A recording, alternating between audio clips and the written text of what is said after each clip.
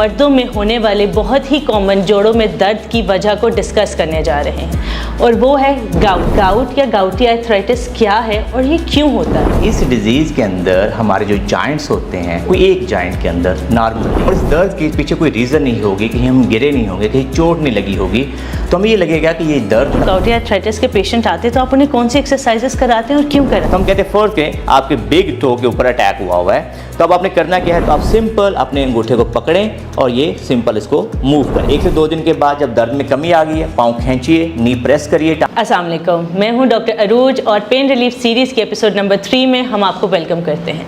आज के इस एपिसोड में हम मर्दों में होने वाले बहुत ही कॉमन जोड़ों में दर्द की वजह को डिस्कस करने जा रहे हैं और वो है गाउट या गाउटी आर्थराइटिस।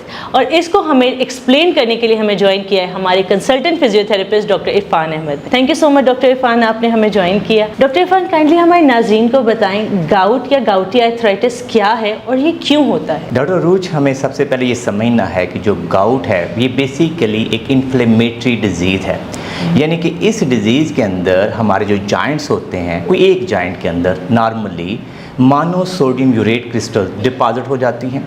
जब वो क्रिस्टल डिपॉजिट होती हैं तो हमारे जॉइंट के अंदर इन्फ्लेमेशन, स्वेलिंग, पेन, रेडनेस बढ़ जाती है। और अगर हम रात को सोए हुए हैं तो किसी भी पहर पे हमें यूँ लगेगा कि हमें शदीद दर्द शुरू हो गई है और इस दर्द के पीछे कोई रीज़न नहीं होगी, कहीं हम गिरे नहीं होंगे, कहीं चोट नहीं लगी होगी, तो हमें ये लगेगा कि ये दर्द जो ना ऑल ऑफ सडन आई है।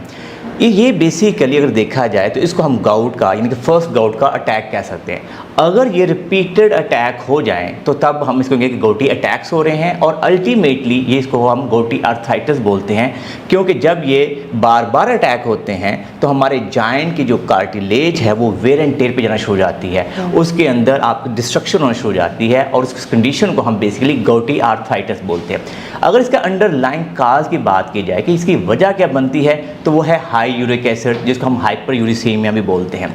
मेनली ये देखा गया है कि जो लोग बहुत ज़्यादा हाई प्रोटीन डाइट खाते हैं और वो अगर फॉर प्योरीन जो है उसके अंदर ज़्यादा होती है और वो वाली डाइट खाते हैं तो उससे उनका यूरिक एसिड बढ़ता है और अल्टीमेटली जब यूरिक एसिड बढ़ता है तो उनके जॉइंट्स के अंदर पेन आने के चांसेस ज़्यादा होते हैं। अगर ये देखा जाए कि मेल्स के अंदर नॉर्मली जो हमारा यूरिक एसिड होता है वो 4 मिलीग्राम पर डेसीलीटर से लेके 7 मिलीग्राम पर डेसीलीटर होता है और फीमेल के अंदर ये जो वैल्यू है वो 3 मिलीग्राम पर डेसीलीटर से लेके 6 मिलीग्राम पर डेसीलीटर होती है।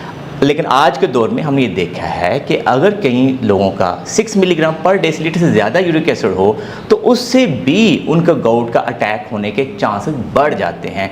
तो मेनली जो गाउट है वो किसी एक जॉइंट को अफेक्ट कर सकता है या एक से ज़्यादा जॉइंट को भी अफेक्ट कर सकता है, लेकिन अगर सबसे बड़ा जो जॉइंट है जो टिपिकली 85% लोगों में गाउट का अटैक होता है वो हमारे थंब है, यानी कि हमारा जो पाँव का अंगूठा है उसको अफेक्ट करता है। लेकिन इसके अलावा कोई भी जॉइंट अफेक्ट हो सकते हैं। लेट से हमारा एल्बो, हमारा नी, हमारा शोल्डर, हमारी बैक, और आज के दौर में तो बच्चों में भी बहुत ज़्यादा हम गाउट को देख रहे हैं।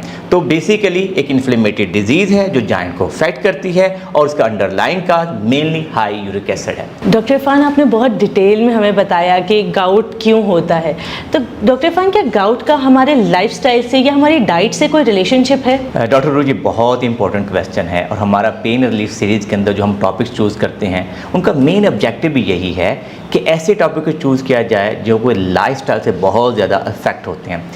जैसे कि हमने एक इनिशियली हमारी जो फर्स्ट वीडियो थी हमने ये कोशिश की थी कि ख़वातीन को ये समझा सकें कि उनके नी आर्थराइटिस की एक बड़ी वजह उनका लाइफस्टाइल है। अगर हम गाउट की बात करें या मर्दों के अंदर नी आर्थराइटिस या किसी भी आर्थराइटिस की बात करें तो सबसे बड़ी वजह जो है वो गाउट है और इसका हमारा डायरेक्ट लाइफस्टाइल से ताल्लुक़ है। यानी कि ये ध्यान में रखिए कि जो लोग बहुत ज़्यादा हाई प्रोटीन डाइट खाते हैं, खासकर एनिमल डाइट खाते हैं, हमारे यहाँ मटन, बीफ, आर्गन फूड खाते हैं, उनके अंदर यूरिक एसिड बढ़ने के चांसेस ज़्यादा होते हैं और जब यूरिक एसिड बढ़ेगा तो अल्टीमेटली उनका कोई ना कोई एक ऐसा जॉइंट अफेक्ट होगा, जैसे मेनली थंब, अंगूठे की हम बात करें। तो लाइफस्टाइल का बहुत ज़्यादा इंपॉर्टेंट रोल है। तो नॉर्मली हम अपने पेशेंट को इनकर्ज करते हैं कि वो high protein diet specially animal diet से बचें और कोशिश करें कि लो प्रोटीन डाइट या लो प्योरीन फूड पे जाएं, जैसे अंडों की सफेदियाँ खाएं, तो उससे उनका लाइफस्टाइल में बेहतरी आएगी। मीनवाइल क्या लोग करते हैं कि आप हाई प्रोटीन तो डाइट ले रहे हैं लेकिन उसको कंज्यूम नहीं कर रहे, एक्सरसाइज नहीं कर रहे, वेट गेन कर रहे हैं, तो उससे भी आपके अंदर गाउट के अटैक होने के चांसेस ज़्यादा होते हैं और अल्टीमेटली जब गाउट को अच्छा मैनेज ना किया जाए तो गouty आर्थराइटिस में डेवलप हो जाता है। डॉक्टर इरफान, आपने ये तो बताया कि डाइट का हमारे बहुत ज़्यादा रिलेशनशिप है, लेकिन आपने कहा कि प्रोसेस फूड नहीं खाना, एनिमल फूड नहीं खाना, मटन बीफ नहीं खाना, तो आप हमें बताएं तो फिर हमारे नाजरीन खाएं तो खाएं क्या? बिल्कुल डॉक्टर अरूज, ये बड़ा कॉमन क्वेश्चन है। मेरे क्लिनिक पे भी अक्सर पेशेंट आके जब उनको लिस्ट बताते हैं कि ये आपकी हाई प्रोटीन डाइट है, इसमें प्योरीन ज़्यादा है, यानी कि हमने बेसिकली करना क्या होता है कि हमने प्योरीन रिच फूड, यानी कि एक हमारी प्रोटीन का एक प्रोडक्ट है जो कि प्योरीन का एंड प्रोडक्ट हमारा जो है यूरिक एसिड होता है, हम कहते हैं कि आपने हाई प्योरीन फूड से बचना है। आप एक लिस्ट बना लें, गूगल सर्च करें कि हाई प्योरीन फूड्स कौन कौन सी है प्रोटीन्स के अंदर, आपने उनको अवॉइड करें और लो प्योरीन फूड्स पे आ जाएं और वो खा सकते हैं। जैसे हम ये कहते हैं कि आपने मटन नहीं खाना, बीफ नहीं खानी, दालें नहीं खानी, आपने पालक और यानी कि साग नहीं लेना, तो ये तो देखिए चंद 5-6 ही है ना, इसके अलावा तो बहुत सारी डाइट है। जैसे फ़र्ज करें दालों में अगर हम बात करें तो हमारी पल्सेस हैं, मूंग और मसूर की दाल जितनी मर्जी खाएं, कोई मसला नहीं है। अगर आप चिकन जो है वो खाते हैं लेकिन उसका चेस्ट पीस खा लेते हैं, लेग पीस को अवॉइड करते हैं, कोई मसला नहीं है। अंडों की सफेदियों से आप प्रोटीन अपनी ले सकते हैं, कोई मसला नहीं है। इवन कि इसी तरीके से आप अपनी जो ऐसी फ़िश हैं जिनके अंदर लो प्योरीन फूड होते हैं वो आप लें, कोई मसला नहीं है। लेकिन हमारे यहाँ क्योंकि टिपिकली हम सारे जानते हैं कि हम चंद फूड्स के गिर्द घूमते हैं और हमारा लाइफस्टाइल उसी के रहता है, इसलिए हमें लगता है कि यार दुनिया की एंडिंग हो गई है और लोग इसीलिए गलतियाँ करते हैं, कहते हैं जो मर्जी हो जाए, नाल दवाइयाँ खावांगे असी ताकि साड़ा यूरिक एसिड थल्ले आइएगा, और साथ ही साइड बाय वो क्या करते हैं कि मटन बीफ खा रहे होते हैं और अल्टीमेटली इस लाइफस्टाइल को बेहतर ना करने की वजह से उन लोगों में गाउटी आर्थराइटिस डेवलप हो जाता है, उनके जॉइंट डैमेज होते हैं। जब मेरे पास पेशेंट आते हैं तो मैं उनको ये एक चीज़ समझाता हूँ और वो कहते हैं नहीं जी डॉक्टर साहब हम दवाई भी साथ खाएंगे और साइड बाय साइड जो है ना हम करेंगे क्या कि मटन बीफ भी खाना है। तो फिर मैं उनसे कहता हूँ आप कमेटी भी साथ डाल लो, क्योंकि कल को आप गोडे ख़राब हो जाएंगे, फिर आप ये मेरे पास आओगे जी कि अब जो जॉइंट ख़राब हैं और अल्टीमेटली आपको नी रिप्लेसमेंट करवाना पड़ेगा। तो देखिए मैं इसका बड़ा मुखालिफ हूँ कि जो लोग अपनी खुराक में तब्दीली नहीं लाते, लाइफस्टाइल में तब्दीली नहीं लाते, एक्सरसाइज नहीं करते और साइड बाय साइड वो कोशिश करते हैं कि हम जो अपना यूरिक एसिड को नीचे करने वाली दवाइयाँ खा के लगातार अपनी ज़िंदगी के अंदर वो अपना यूरिक एसिड कंट्रोल करते हैं, नुकसान ये होता है कल को उनके जॉइंट डैमेज हो जाते हैं। आपने ये बताया कि उनके जॉइंट डैमेज हो जाते हैं। अब जो हमारे नाजरीन हैं इनमें से बहुत से अगर किसी को यूरिक एसिड डायग्नोस हो जाता है या गाउटी आर्थराइटिस डायग्नोस हो जाता है तो वो क्या मेडिकल प्रोटोकॉल इख्तियार करें? बहुत अच्छा क्वेश्चन है कि सबसे पहले हमें तो ये पता होना चाहिए कि अगर फ़र्क करें गाउट का अटैक क्या है। सबसे पहले हमें ये डिफ्रेंशिएट करना है कि अगर फ़र्ज़ करें अज्यूम कर लें कि आपके हाथ पे गाउट का अटैक हुआ है, क्योंकि ये हमारे कैमरा में विजिबल है, तो हम सब होगा क्या कि आपको ऐसे लगेगा कि जैसे मेरी पाम के ऊपर रेडनेस हो गई है, आपको अपने यह लगेगा और ऐसे लगेगा कि जैसे शदीद पेन इसके अंदर, आपका हाथ सूजा होगा, रेड होगा और आपको शदीद पेन होगी। और ये पेन के पीछे जब आप आइडेंटिफाई करेंगे तो कोई ख़ास रीज़न नहीं होगी। आप लोग सुबह सो के उठे हैं, रात के पिछले पैर उठे, आपको लगा ओ ये तो अब हाथ हिल भी नहीं रहा। लेकिन जब हम उनको देखते हैं, जब उनकी थोड़ी सी हिस्ट्री लेते हैं, पता चलता है जैसे हमारी अब बकरा ईद आने लगी है तो 4-5 दिन या 6 दिन के बाद जब वो लगातार आर्गन मीट खा चुके होते हैं, बहुत ज़्यादा मटन बीफ खा चुके हैं, उसके बाद उनको अटैक होगा। इसी तरीके से कोई पेशेंट आएगा कि नी के ऊपर ये हालात हैं, किसी को लगेगा कि जी मेरी उंगलियों में दर्द हो रही है, लेकिन विदाउट एनी नॉन रीज़न हमारी सामने आएगी। और ये मैं ज़्यादातर मेल के अंदर हम ज़्यादा देखते हैं, क्योंकि मेल अगर ये देखा जाए तो गाउट शायद मेल आर्थराइटिस की कॉमन डिजीज़ बनती है। फीमेल में हमने देखा है लेकिन बहुत कम। फीमेल के अंदर नॉर्मली आप सोचो कि अगर मेरे पास कोई पेशेंट आएगी गाउट के साथ तो उसकी एज जो है वो 45 से 60 के दरमियान हो सकती है, लेकिन जो मेल हैं वो तो 15-16 साल से लेके किसी भी एज के हिस्से में हमारे पास गाउट के साथ आते हैं। तो ऐसे पेशेंट जिनको गाउट का अटैक हो जाता है इनिशियली, तो उनको कोशिश ये करनी चाहिए कि सबसे पहले अपनी कोई एंटी इन्फ्लेमेटरी मेडिसिन ले लें, जैसे कैफ्लैम है, वोरन है, ब्रूफन है। होता क्या कि ये अटैक जो होता है 5-6 दिन से लेके हफ्ते तक यानी रहता है, यानी कि ज़्यादा से ज़्यादा 12 दिन तक रहेगा। और हम उस दौरान हम अपनी इन्फ्लेमेशन को, पेन को कम करने के लिए नंबर 1 हम क्या करेंगे, आपको पेन किलर दे देंगे। नंबर 2, हम ये कहेंगे लेट से आपके हाथ के ऊपर सोजन हुई है, इसको आप बर्फ़ की टकोर करें जो एक्यूट अटैक हुआ है। नंबर 3, हम उसको एलिवेट करें। अगर किसी को अंगूठे पे अटैक हुआ है, जो ज़्यादा कॉमन फेवरेट एरिया है गाउट के अटैक करने का, 85% जो पॉपुलेशन वहाँ पे अटैक होता है, वो हम कहते हैं आप पाँव को एलिवेट करें, आइसिंग करें और कोशिश करें कि 2-3 दिन के बाद उसकी सिंपल रेंज ऑफ मोशन, यानी कि पाँव को हिलाएं, अंगूठे को हिलाएं, ताकि जॉइंट स्टिफ ना हो जाए। तो ये आपका फर्स्ट होता है। कई दफ़ा लोगों को गाउट का अटैक है तो फ़ौरन जो है ना यूरिक एसिड कम करने वाली दवाई खा लेते हैं, वो मना किया जाता है। कहा जाता है कि आप 3-4 दिन 5 दिन पहले इन्फ्लेमेशन कम करें, फिर यूरिक एसिड को कम करने वाली दवाइयाँ खाएं। मैं नॉर्मली अपने पेशेंट्स को कहता हूँ कि सबसे पहले जो है अपनी डाइट को तब्दील करें। अगर फर्स्ट करें, हम सिंप्लीफाई करते हैं, आपने अपना टेस्ट करवाया और आपका यूरिक एसिड आता है 7, ठीक है, 7 इज़ अपर लिमिट, यह आता है 6 और 7 के दरमियान। अब अपनी अपनी डाइट कंट्रोल करनी है, पानी का इंटेक बढ़ाना है, आपने सिट्रस फ्रूट्स ज़्यादा लेने हैं और 15 दिन के बाद दोबारा टेस्ट करवा लें, तो यूजली देखा जाएगा कि आपका यूरिक एसिड 6 से नीचे आ गया। इसका मतलब कि आपका गाउट का अटैक भी सेटल हो गया, साथ आपने पेन किलर भी यूज़ करके अपनी पेन को भी सेटल कर लिया। लेकिन फ़र्ज़ करें आपका यूरिक एसिड आ रहा है 9 आ रहा है, ठीक है, 10 आ रहा है, ऐसा भी हमने देखा, 11 आ रहा है। इसका मतलब ये कि अब आप बहुत ज़्यादा हाई प्रोटीन डाइट ले चुके हैं। अब आपको 5 दिन के बाद, अटैक के बाद, आपको पेन आई थी, उसके बाद आप अपनी यूरिक एसिड लोअर करने वाली मेडिसिन खा सकते हैं। जैसे हमारे यहाँ बहुत ज़ाइलोर कॉमन है, गो यूरिक है, ये ऐसी दवाइयाँ आप इस्तेमाल करें। और फिर ऑब्वियसली ये दवाइयाँ हमेशा अपने रूमाटोलॉजिस्ट से मशवरे के साथ, मेडिकल स्पेशलिस्ट के मशवरे के साथ आप इस्तेमाल करें। 15 दिन दवाइयाँ खाएँ, जब आप दवाइयों से आप यूरिक एसिड दोबारा करवाएं और आपको यूरिक एसिड 5.5 पे आ गया, 6 से नीचे आ गया, तो फिर आप ये कोशिश करें कि आप दवाइयाँ बंद करें, अपने डाइट के अंदर सख्ती से आर्गन मीट को रोक दें। और जो है आपने कोशिश ये करें कि पानी ज़्यादा पिएँ, क्योंकि जो यूरिक एसिड की सबसे अच्छी खूबी यही है कि जब आप हाइड्रेटेड होते हैं, ज़्यादा पानी पीते हैं, नींबू पानी का इस्तेमाल बढ़ाते हैं, तो वो आपके गुर्दों से फ्लश हो जाता है। तो जो हमारे किडनीज़ हैं, यूरिक एसिड को फ्लश करने का बेहतरीन सोर्स है। Thank you so much. ये तो बहुत डिटेल मेडिकल प्रोटोकॉल था, एक सीक्वेंस है कि हमारे नाज़रीन को समझ आ जाए कि अगर इस स्टेज में हो तो हमने ये करना है, इस स्टेज में तो ये करना है। डॉक्टर इरफान, जब आपके क्लिनिक में गाउट का या गाउटी आर्थराइटिस का मेल या फीमेल पेशेंट आती है, तो आप उसे कैसे डील करते हैं? उसे कौन से एक्सरसाइजेस करवाते हैं जिससे उनके दर्द में बेहतरी आ जाती है? डॉक्टर अरूज, ये भी बहुत आपका अच्छा और अहम क्वेश्चन है। मेरे नज़दीक जब भी मेरे पास पेशेंट आता है तो मेरा पहला कोशिश यही होती है कि उसको प्रॉपर एजुकेट करूं, क्योंकि मेरे माइंड में देखिए मेरा पूरा उसका साइकिल होता है। मेरे पास एक बच्ची या बच्चा जो आया है 15-20 साल की एज पे, मेरी कोशिश होती है कि इसको पहला अटैक इसका आखिरी अटैक होना चाहिए, इसको दूसरी दफ़ा अटैक ना हो।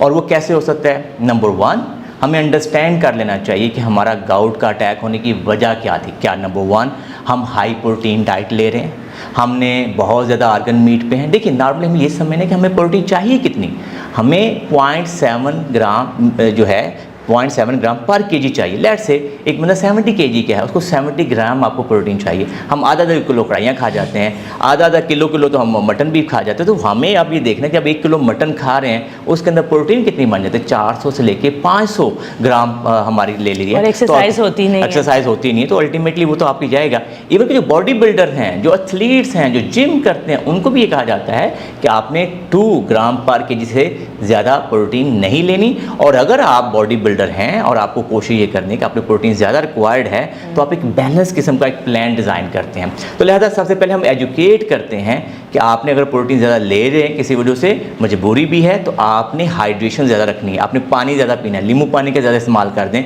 ताकि आपका जो यूरिक एसिड प्रोड्यूस हो रहा है वो फ्लश हो जाए। क्योंकि हमें ये तो पता है ना कि यूरिक एसिड का जो फ्लश करने का बेहतरीन मैकेनिज्म तो किडनीज हैं। तो अगर हम पानी ज़्यादा लें, तो लिहाजा first step is education.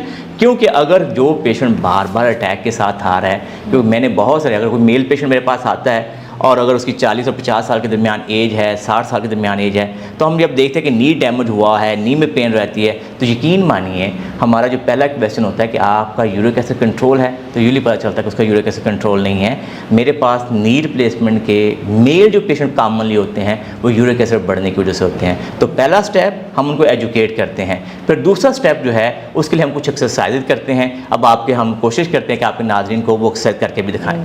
Thank you so much doctor Irfan. अब हम एक्सरसाइजेस की तरफ जाते हैं। डॉक्टर इरफान, आपके क्लिनिक में जब गाउटी आर्थराइटिस के पेशेंट आते हैं तो आप उन्हें कौन सी एक्सरसाइजेस कराते हैं और क्यों कराते हैं? डॉक्टर रूही, बहुत अच्छा क्वेश्चन है। लोग ये समझते हैं कि भाई हमारे ब्लड के अंदर यूरिक एसिड बढ़ा है तो आप हमें जोड़ों की एक्सरसाइज क्यों करवा रहे हैं, हमें दवाई दें, हमारा यूरिक एसिड नीचे हो और हम कंफर्टेबल हो जाएं। ये ध्यान रखिए कि इन एक्सरसाइज का जो मेन ऑब्जेक्टिव है कि जिनको खासकर बार बार अटैक हो रहे हैं, बार बार उनके जोड़ों के अंदर जो हैं मोनोसोडियम यूरेट क्रिस्टल डिपॉजिट हो रही हैं, इसका मतलब क्या हो रहा है कि अब उनकी जो कार्टिलेज है वो डैमेज हो रही है। अगर हम जॉइंट को प्रोटेक्ट करना चाह रहे हैं तो हमें सबसे बड़ा मसला जो समझना चाहिए कि अगर हम के सराउंडिंग मसल को स्ट्रांग रखेंगे तो हमारे जॉइंट की प्रोटेक्शन रहेगी। और कल को जैसे हम बार बार डिस्कस कर रहे हैं कि जो जॉइंट कम्प्लीटली डैमेज हो गए, अल्टीमेटली उसके अंदर नी रिप्लेसमेंट या कोई जॉइंट रिप्लेसमेंट की जरूरत पड़ती है, उससे हम बच सकते हैं।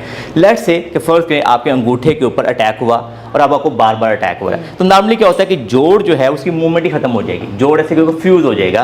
तो अगर जॉइंट की मूवमेंट नहीं होगी तो आपकी डेली लाइफ के अंदर एक्टिविटी करना भी मुश्किल हो जाएगा। तो हम कहते हैं फर्स्ट करें आपके बिग टो के ऊपर अटैक हुआ है, तो अब आपने करना क्या है, 2-3 दिन के बाद जब इन्फ्लेमेशन कम हो गई है, पेन कम हो गई है, तो आप सिंपल अपने अंगूठे को पकड़ें और ये सिंपल इसको मूव करें ताकि जोड़ के अंदर से स्टिफनेस जो है वो ख़त्म कर लें। कई दफ़ा हमने ये देखा है कि लोग इसको हिलाते नहीं हैं और जोड़ इतना फ्यूज हो जाता है कि वो उसके अंदर कोई मूवमेंट ही नहीं रहती। तो इसलिए अगर आप सिंपल पकड़ के 15 से 20 दफ़ा दिन में 3 से 4 दफ़ा करेंगे तो आपके बिग टो की मूवमेंट जो है ना वो रिस्टोर हो जाएगी। लेट्स इसी तरीके से लोगों को नी का अगर अटैक हुआ है और उसकी वो मूवमेंट नहीं करते तो उससे उनका जॉइंट स्टिफ हो जाएगा, जॉइंट फ्यूज हो जाएगा और डेली जो रोज़मर्रा की ज़िंदगी के अंदर एक्टिविटी ख़त्म हो जाएंगी। हम क्या कहते हैं, अपने सिंपल सा काम करें, 1 से 2 दिन के बाद जब दर्द में कमी आ गई है, पाँव खींचिए, नी प्रेस करिए, टाँग को सीधा ऊपर उठाइए, सीधी टाँग उठानी होती है आपने, पाँव खींचना है, ऐसे टाँग को सीधा ऊपर उठाइए प्लीज़, और 5 तक गिन लें। इस एक्सरसाइज को 10/2 रेपिटेशन के साथ दिन में 2 से 3 दफ़ा कर लें। दूसरी चीज़ हम कहते हैं, अगर घुटने पे अटैक हुआ है, टाँग को घुटने को बेंड करें आराम से इस तरह से और फिर सीधा कर लें। अगर आप ये बहुत सिंपल से 2-3 चीज़ें करते हैं तो आपकी जॉइंट की जो मूवमेंट्स हैं वो वापस रहेंगी। लेट्स से किसी को हाथ पे अटैक हो गया, किसी को यहाँ पाम में और या रिस्ट पे अटैक हुआ है, उंगलियों में, तो सिंपल क्या है, आप रिस्ट की मूवमेंट करें 15 से 20 दफ़ा, गर्म पानी करके नमक डाल लें, उसके अंदर हाथ भगो लें उसके बाद, और जब एक्सरसाइज के बाद अगर आपने कुछ चाहते हैं कि उसमें इन्फ्लेमेशन कम करो, आइसिंग कर लें। किसी को शोल्डर का अटैक हो गया है तो उसके क्या करेंगे, 2-3 दिन के अटैक के बाद सिंपल अपने शोल्डर की जो मूवमेंट्स हैं वो वापस ले आए। तो इन एक्सरसाइज की मदद से हम जॉइंट को प्रोटेक्ट कर सकते हैं और उसकी जो जॉइंट की स्टिफनेस से बच सकते हैं और फर्दर डैमेज होने से बचा लेते हैं। देखिए, फर्दर डैमेज होने से बचाने के लिए तो सबसे इंपॉर्टेंट चीज़ है कि मुंह पे टेप लगाएं और वो तो आपको यूरिक एसिड पे कंट्रोल करना चाहिए, अपनी डाइट को कंट्रोल करना चाहिए। लेकिन कम अज़ कम ये होता है कि आपकी जो डेली लाइफ के अंदर, रोज़मर्रा की ज़िंदगी के अंदर जितनी जॉइंट की मूवमेंट्स हैं वो वापस आ सकते। Thank you so much doctor Irfan, आपने हमें इतना डिटेल बताया और मेरी हमारे नाजरीन से रिक्वेस्ट है कि हमें कमेंट सेक्शन में ज़रूर बताएं ये एक्सरसाइज उनके लिए कितनी फ़ायदेमंद साबित हुई। इंशाल्लाह मिलते हैं नेक्स्ट एपिसोड में।